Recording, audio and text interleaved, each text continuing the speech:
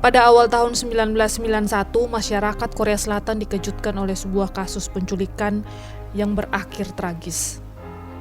Korbannya adalah laki-laki bernama Lee Hyung-ho. Ia diculik sepulang sekolah saat bermain di taman dekat rumahnya di daerah Gangnam. Kisah ini menyedot perhatian publik setidaknya karena dua faktor. Pertama, selama 44 hari, penculik berkali-kali meneror kedua orang tua Lee Hyung-ho lewat telepon untuk meminta tebusan sekaligus menghancurkan mental mereka. Faktor kedua adalah endingnya yang amat sangat menyedihkan. Sayangnya, hingga sekarang pelaku masih menghirup udara bebas. Bersama dengan kasus Frog Boys dan pembunuhan berantai di kota Hwaseong, kasus Lee Hyung-ho menjadi 3 kasus paling legendaris di Korea Selatan, karena kebenarannya belum terungkap hingga hari ini.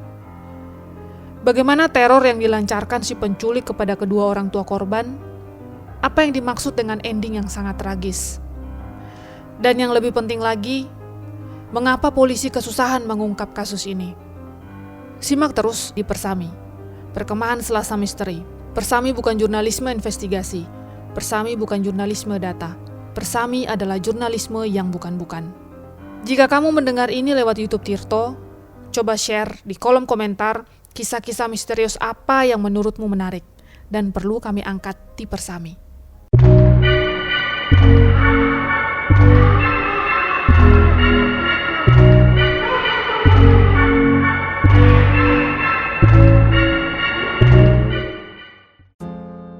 Korea Selatan di awal 1991.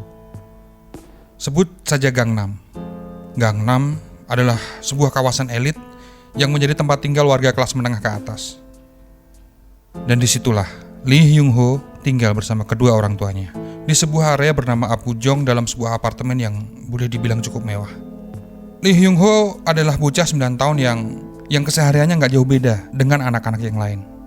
Pagi sampai siang ia sekolah. Sorenya ia bermain-main di taman di dekat tempat tinggalnya. Orang tua Lee keduanya sama-sama bekerja di industri media, bisa dibilang sukses. Mereka selalu membiarkan Lee bermain usai sekolah, entah itu sendirian maupun bersama teman-temannya. Mereka tahu Lee akan selalu pulang tepat waktu, tapi pada hari itu bukan hari yang biasanya. Selasa 29 Januari 1991. Biasanya, Lee bermain di taman sekitar 10 menitan dan langsung pulang ke rumah.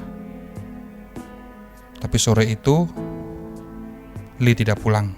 Orang tuanya kemudian mencari Lee di sekitar taman. Dan sampai jam 7 malam, Lee tidak juga ditemukan. Jelas orang tua Lee sangat khawatir. Mereka khawatir anak mereka menjadi korban penculikan. Karena mereka sadar mereka tinggal di sebuah kawasan paling elit di Korea Selatan. Sebuah area hunian yang mempunyai reputasi sebagai Beverly Hills-nya Korea. Dan sederhananya, semakin kaya orang, semakin tinggi pula kemungkinan dirinya diincar oleh para kriminal. Orang tua Lee segera melapor ke pihak kepolisian. Tak butuh waktu lama, polisi sudah ada di TKP. Cahaya strobo mobil polisi memecah gelapnya malam. Dikelilingi polisi yang sangat sibuk dengan tugasnya masing-masing. Orang tua Lee tampak gelisah dan sangat khawatir akan nasib anak mereka. Hingga pukul 11:30 malam, telepon berbunyi. Ketika diangkat, terdengar suara seorang laki-laki dewasa. Laki-laki itu berkata bahwa dia sedang bersama anak mereka, Lee Hyung-ho. Jika ingin Lee selamat, orang tua Lee harus membayar tebusan sebesar 70 juta won, dengan kurs sekarang sekitar 900 juta rupiah. Dan mereka juga harus menyiapkan karfon, di mana semuanya harus siap dalam 2 hari. Telepon terputus. Sebagai informasi, di zaman itu karfon adalah telepon yang terpasang di mobil, barang yang cukup langka pada masa itu, dan hanya dimiliki oleh orang-orang kaya. Orang tua Lee sanggup menyiapkan seluruh permintaan pelaku demi keselamatan Lee. Keesokan harinya, Rabu 30 Januari 1991. Polisi menduga si penculik akan menelpon kembali. Oleh sebab itu, mereka memasang sistem di telepon rumah Lee agar polisi bisa ikut mendengar percakapan bersama pelaku. Dugaan polisi ternyata benar. Hari itu muncul telepon dari seseorang yang mengaku polisi. Tapi sebenarnya dia adalah pelaku yang sedang memastikan kondisi di rumah Lee. Trik yang cukup cerdas. Pelaku nampaknya seorang kriminal yang sangat hati-hati, sistematis, serta cukup berpengalaman. Telepon kembali berbunyi. Si penculik menyuruh ayah Lee untuk pergi ke airport Gimpo di kawasan Seoul. Ia disuruh menuju ke area penerbangan domestik.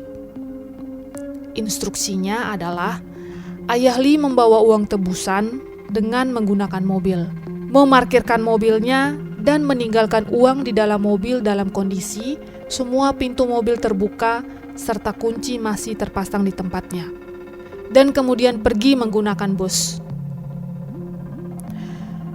Sayangnya setelah ditunggu berjam-jam, penculik tidak kunjung datang.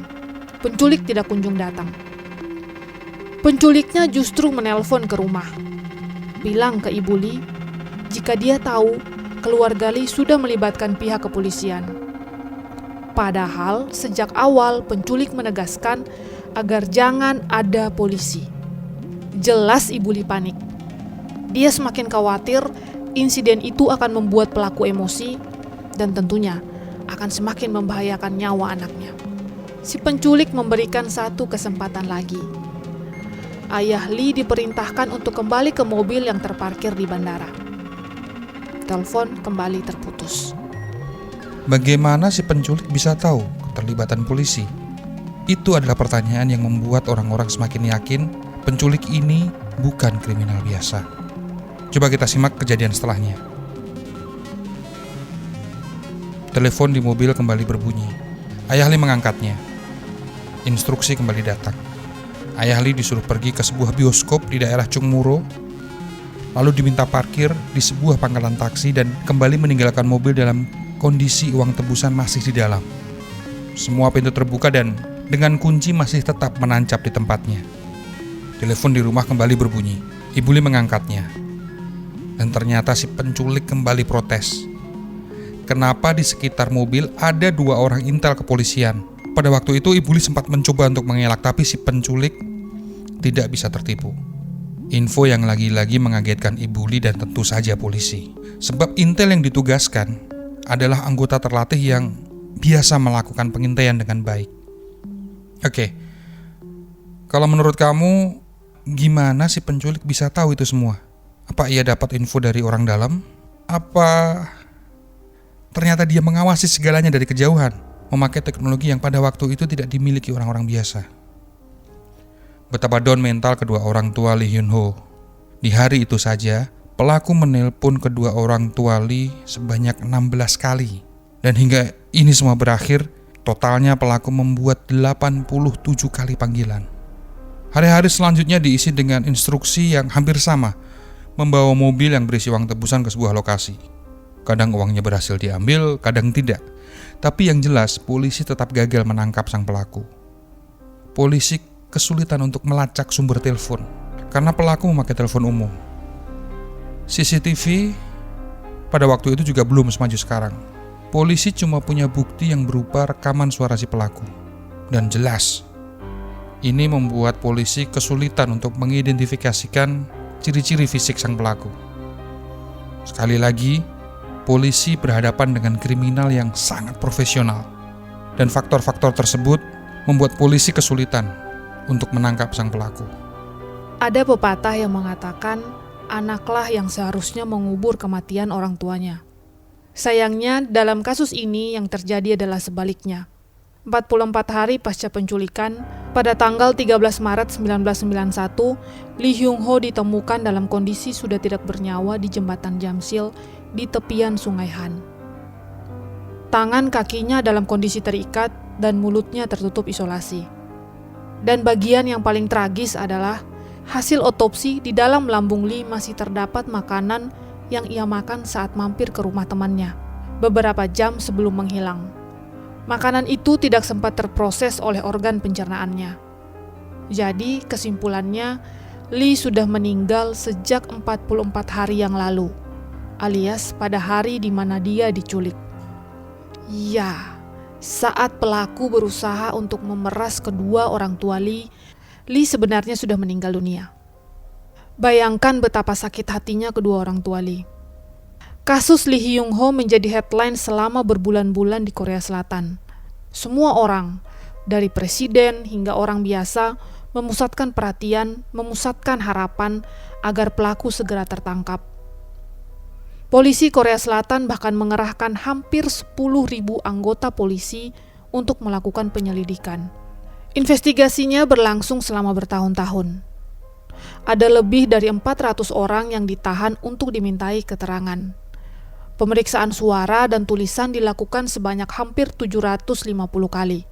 Dan gambar muka tersangka dicetak sebanyak 280.000 lembar, lalu dipasang di sudut-sudut ibu kota hingga di wilayah-wilayah pelosok. Sayangnya usaha-usaha itu tidak membuahkan hasil. 15 tahun kemudian, Januari 2006, sesuai aturan di Korea Selatan, kasus Lee Hyung-ho dinyatakan kadaluarsa, alias sudah ditutup secara resmi. Kasus Lee Hyung-ho abadi di ingatan banyak orang, termasuk dalam berbagai medium seni. Sutradara Park Jin-byeo misalnya. Tak lama setelah kasusnya dinyatakan kadaluarsa, dia mendapatkan persetujuan dari keluarga Lee Hyung-ho untuk mengangkat kisah si bocah ke dalam format film layar lebar. Filmnya rilis pada 2007 berjudul Voice of a Murderer atau Gyeono Moksori. Jika ada waktu luang, coba tonton film itu. Dan di atas semua itu, semoga arwah Lee Hyung-ho bisa tenang, keluarga diberi ketabahan, dan melalui sebuah keajaiban, pelaku bisa terungkap. Sebelum harapan itu terpenuhi, berhati-hatilah saat kamu sedang mengunjungi Korea Selatan. Barangkali tanpa kamu sadari, kamu berpapasan dengan si pelaku. Saya Yantina dan rekan saya Riva pamit undur diri. Sampai jumpa di Persami edisi berikutnya.